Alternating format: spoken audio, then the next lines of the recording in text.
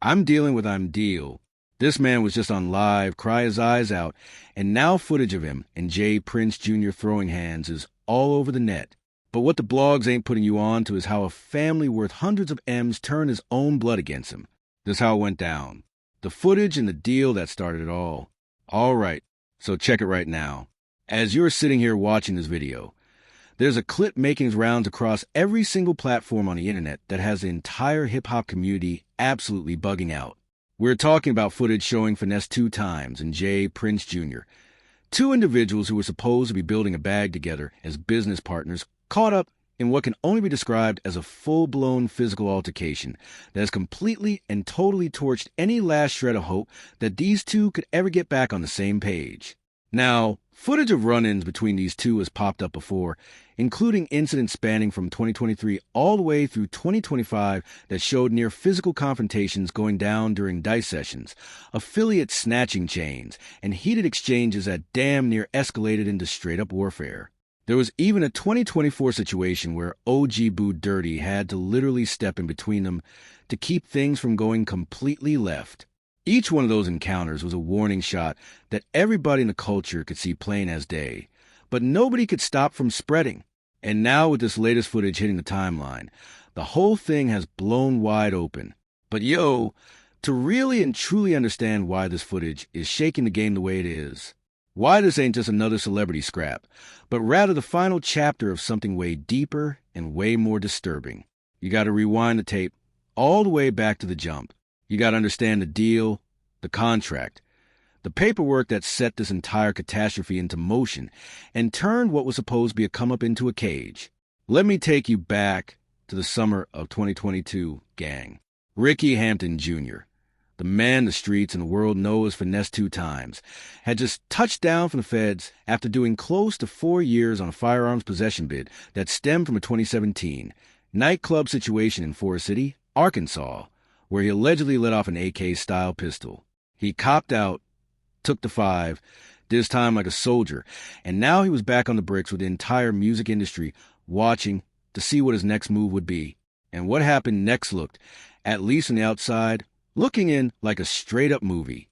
JPrinceJr., the head honcho of Mob Ties Records, personally scooped Finesse up with a private jet and presented him with a big chain, rolling out the carpet like he was welcoming home a king, like this was the beginning of something legendary, like all the pain and suffering was finally about to pay off in a major way. And this was not some no-name operation either.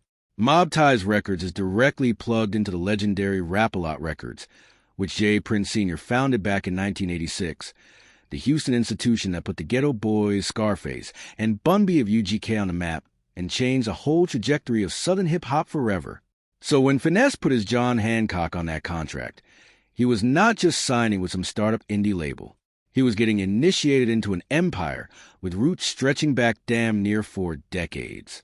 An empire built on a reputation that commands both deep respect and deep fear throughout every corner of the music industry. But here is where the fairy tale flips into a horror story.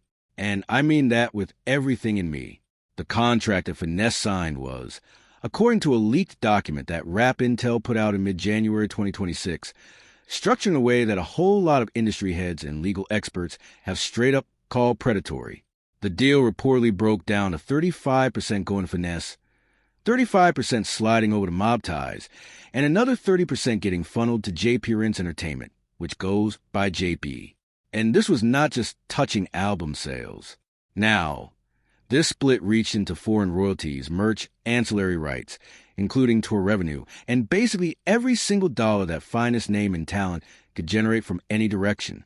And the real kicker, the part that had everybody heated when it leaked, was that JP maintained full managerial control over all business decisions, meaning that even though this joint venture was supposed to let Finesse eat creatively, all the real operational power stayed locked in the grip of the Prince family.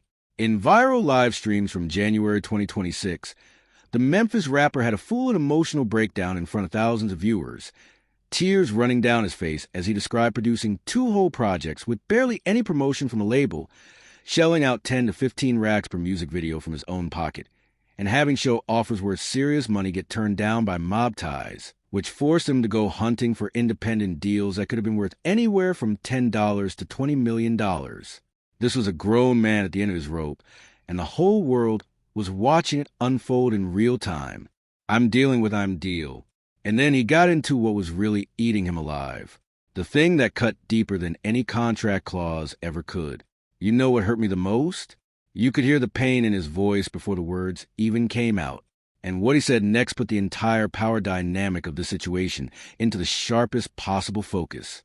I'm dealing with a daddy worth $30 something million bro. Let that sit for a second. He is describing the people who control his career, the people who hold the keys to his music as individuals who were born into generational wealth. And then he contrasts that with his own reality. My mama and dad ain't never been worth 10,000. That contrast right there, that gap between 300 million and 10,000, that is the whole story in 2 sentences. And the desperation only intensified as he laid out what he had sacrificed to get where he is. I did all this. Robbed, killed, stole, deceived, fought, died, lied just to be right. You got meat up. Yo, those words hit like a freight train when you really sit with the context, fam. Here's a dude who came from the absolute bottom, who went to a fire of incarceration multiple times, who put his body and his freedom on the line to build something real, only to find out that the people holding the keys to his career were silver spoon kids whose daddy is sitting on a $300 million throne. And the Prince family got a long track record when it comes to these types of accusations. Artists like Zero have gone on record about how they were treated under the Rap-A-Lot umbrella. And the family's reputation for what the streets call insurance policies and intimidation moves has been an open secret in the game for years. The internet stays buzzing with warnings that anyone who steps to the Princes could catch some serious blowback. And the memes about people catching mysterious consequences barely cover up a real palpable fear that has been running through hip-hop for decades on decades. Finesse himself went as far as offering to drop 5 complete albums just to buy his way out of contract, accusing JPrinceJr of ducking real conversations, setting up fake meetings, and blowing money on personal luxuries while his artist was out here struggling to keep the lights on. At 33 years old, with 10 kids counting on him, the mental and emotional pressure had become too much to carry. Lil Woody on that Vlad TV sit-down had already broken down just how wild the situation looked from the outside. He went straight at Finesse for not doing the one thing that could have saved him from all of this. And I told him the only reading he should have been doing is to read that contract from Mob Ties. Woody was not done there. He flipped the whole reading contest challenge right back on Finesse with one of the coldest bars in any interview this year. You can't call me out on my education when you just sat right there and turned yourself into a slave, buddy. And then he drove the point home even further by breaking down just how obvious the red flag should have been for anybody coming out of the streets. Guess you should have read your own contract before signing the life away. Woody kept the pressure on, pointing out that the contract was so clearly problematic that it did not take any kind of advanced education to see through it. And then he posed a question that everybody has been asking since this whole saga began, the one that still does not have a satisfying answer. It didn't take a rocket science to figure out there was a bad contract. We grow up watching these rappers sign bad contracts. How the world do we sign one? Tell me you understand. That is the million-dollar question right there. And then Woody capped it all off by flipping the whole literacy debate on its head with some real street philosophy. Everything you just said proved to be a bad contract. You can't see the problem with Finesse, is you can't come over here and try to make me illiterate. However you pronounce it, at least I can comprehend. And one more gem, because Woody was genuinely cooking in this entire segment. See you reading, if that can read. He reading, what's the purpose of reading if you can't comprehend? I rather comprehend than know how to read. Woody was out here cooking with that one. No cap, and that is the foundation of this whole mess right there. That is the deal. That is the trap. And that is exactly why when you press play on that footage of Finesse2tymes and JPrinceJr getting into it, you are not watching some random scuffle between 2 dudes who got heated. You are watching the violent eruption of a relationship that was built on exploitation, desperation, and a stack of broken promises as tall as a skyscraper. Blood in the water, beefs, betrayals, and the breaking point.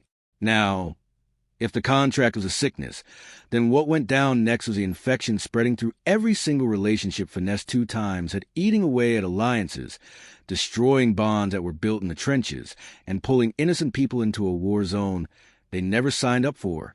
Because the fallout from this mob tie situation did not stay in its lane between Finesse and JPrinceJr. Nah.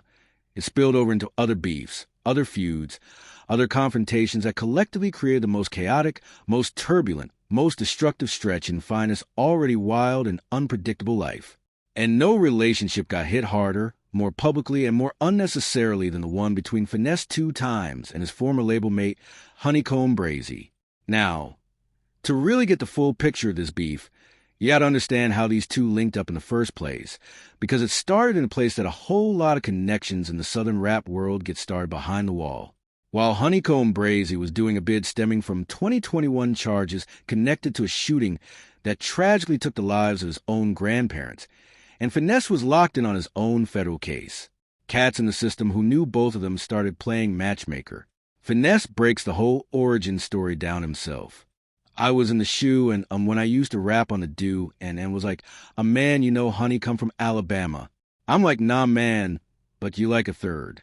So he had never even heard of the man at first, but the homies on the inside kept pushing, kept telling him to check out this rapper from Mobile who was making serious noise. They just said like Honeycomb from Alabama. Like, yeah, man, check him out. When you get out, man, he hard, man. You really like him, man. You mind me so much, honey. Y'all just like, you know.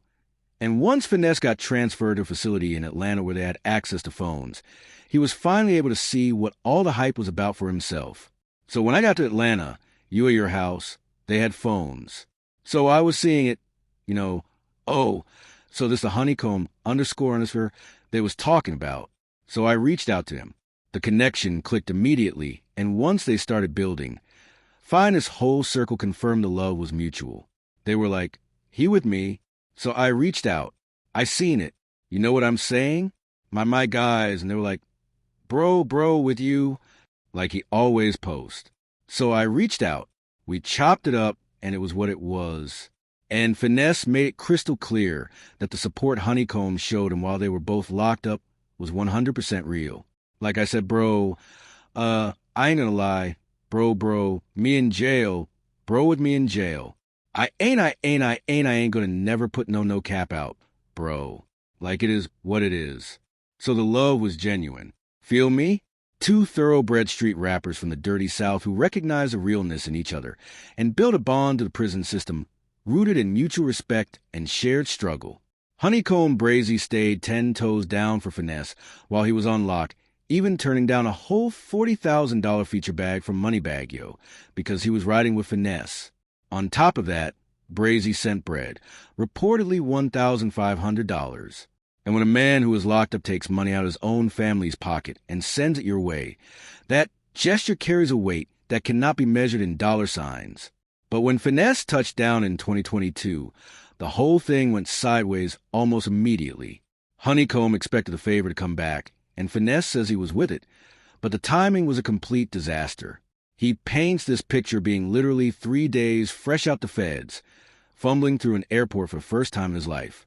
And in the middle of all of that confusion, Honeycomb was on the phone pressing for money. Christian with me like my man, but he on the phone. He want me to Zale.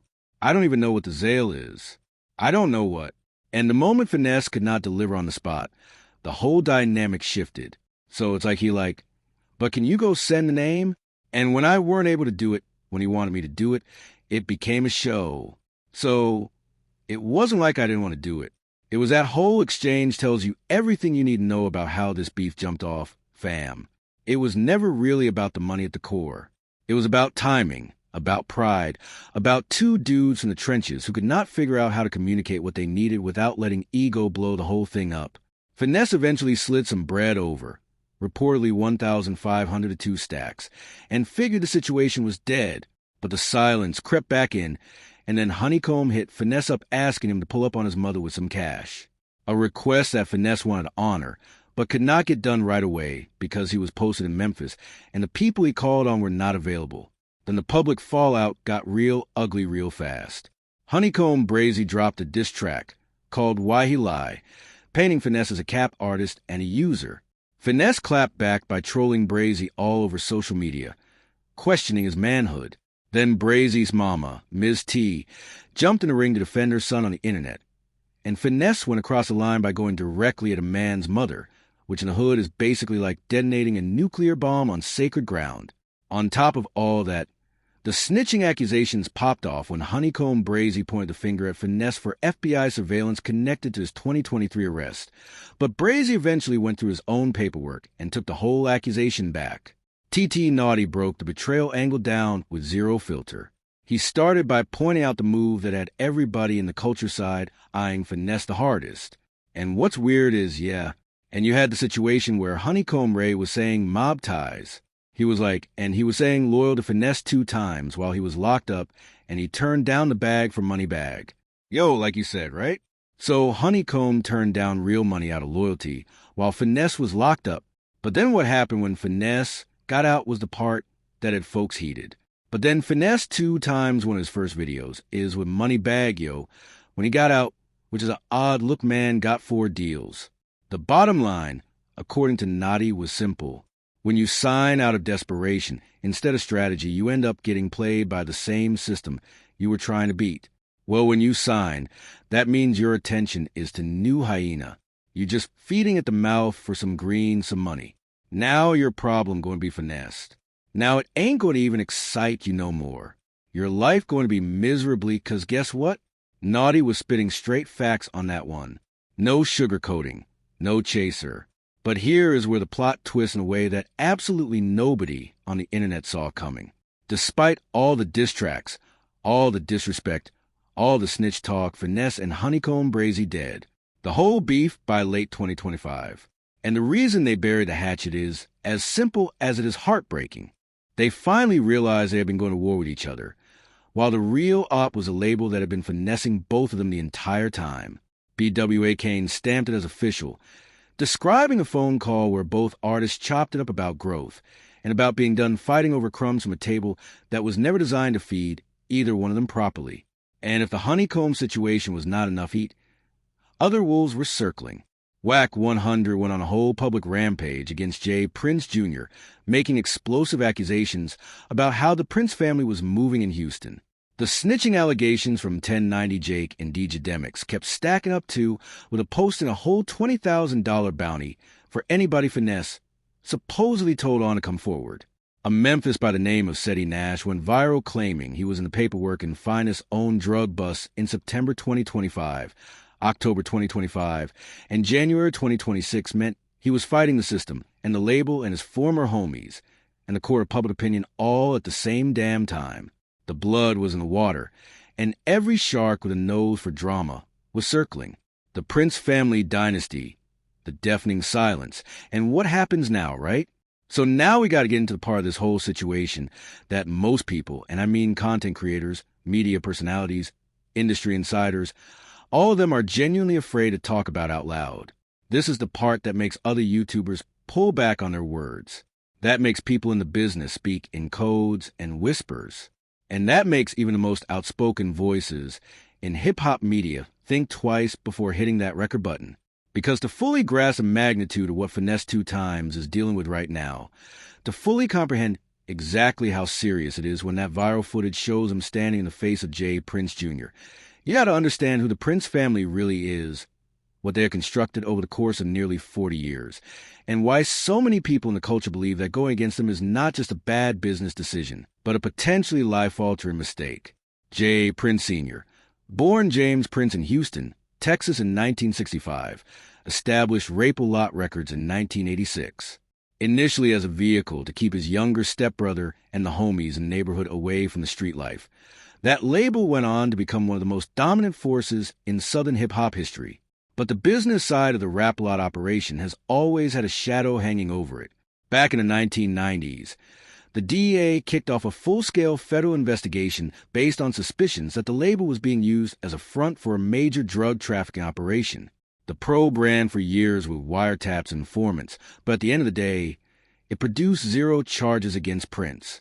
Instead, the 2 lead DEA agents got hit with convictions for corrupt conduct, Prince has consistently called the whole thing a racially motivated witch hunt, and the outcome solidified his street legend status as a man who is untouchable. His son JPrinceJr. stepped into the family legacy and inherited both the empire and the mystique. Jr. first made major noise in the industry when he discovered Drake in 2007 on MySpace, put him in contact with Lil Wayne, and facilitated the deal that brought Drizzy to Young Money. That introduction led to a 2012 lawsuit where Jazz Prince sued Cash Money for millions in unpaid royalties, eventually settling for a reported $11 million. So, when you hear JPrinceJr. name ring out, you are hearing the name of a man who moves with generational weight behind every step. But the smoke surrounding Junior goes way beyond boardroom beef fam. On November 1st, 2022, Migos rapper Takeoff was shot and killed at a Houston bowling alley during a private event that JPrinceJr. was hosting. Footage showed Junior walking right past Takeoff's body, which set off a firestorm of outrage and conspiracy theories from every direction. Offset, Takeoff's own bandmate, publicly went at the Prince family, calling them ops straight up. Then there are the allegations connected to the murder of jeweler Duke, the jeweler with online breakdowns, claiming Junior set the whole thing up during a dice game. Unverified sex trafficking allegations surfaced in 2023 across multiple platforms. And through every single one of these situations, the Prince family has maintained stone-cold silence. This is a family that Finesse2tymes decided to challenge on a public stage. This is a family whose son he went chest to chest in the footage that has the whole internet on fire. And this is exactly why people from every corner of the culture are holding their breath. Wack 100 laid out his own read on what is going on down in Houston, connecting the dots between the Prince family's operations and the bigger picture. It's a lot going on down there in Houston. The club scene's been torn apart. Then Wack posed a question that a lot of people in the culture have been thinking but are afraid to say, and made it personal, declaring that he was done staying quiet about people who move foul. Telling everybody right now, Wack 100 got a clean slate. If you out there doing foul crooked, leave me alone. I will expose you. I am an exposer. So if you knew that I was trafficking heroin, you'd be happy to get me caught up. And when the host pushed back on the optics of what Wack was doing, the exchange got heated in a way that exposed the contradictions everybody in hip-hop deals with when it comes to the snitch label. What do you mean, dummy? That mean I'm a snitch? No, idiot. But you just snitched on him, right? How? Well, I guess snitching on alleged snitching. How? You just made it sound as if like, and meanwhile, as of February 2026, JPrinceJr. has not said a single solitary word in response to any of this. Not the finest cries, not of the viral footage, not at any of the accusations, nothing. And in the streets and in the culture, that kind of quiet carries a gravity that words simply cannot match. For Finesse, the stakes could not be stacked any higher. His legal troubles keep piling on with supervised release violations, multiple drug collars, and the feds watching his every move. A physical altercation with JPrinceJr. caught on camera is precisely the type of situation that could put him right back behind the wall. The fans keep pushing Finesse to lawyer up and fight for his independence. But as long as that contract is sitting in a filing cabinet somewhere with his name on it, as long as JPrinceJr. holds the keys to his catalog and his career, and as long as the shadow of the Prince family empire looms over Houston's rap scene like a storm cloud that never passes, Finesse2tymes remains locked in a fight that no viral footage, no matter how many views it gets, can resolve on its own. Drop your take in the comments, gang. You think Finesse ever gets free from this deal? You think JPrinceJr.'s silence is a chess move or a threat? And after seeing that footage with your own eyes, whose side are you rocking?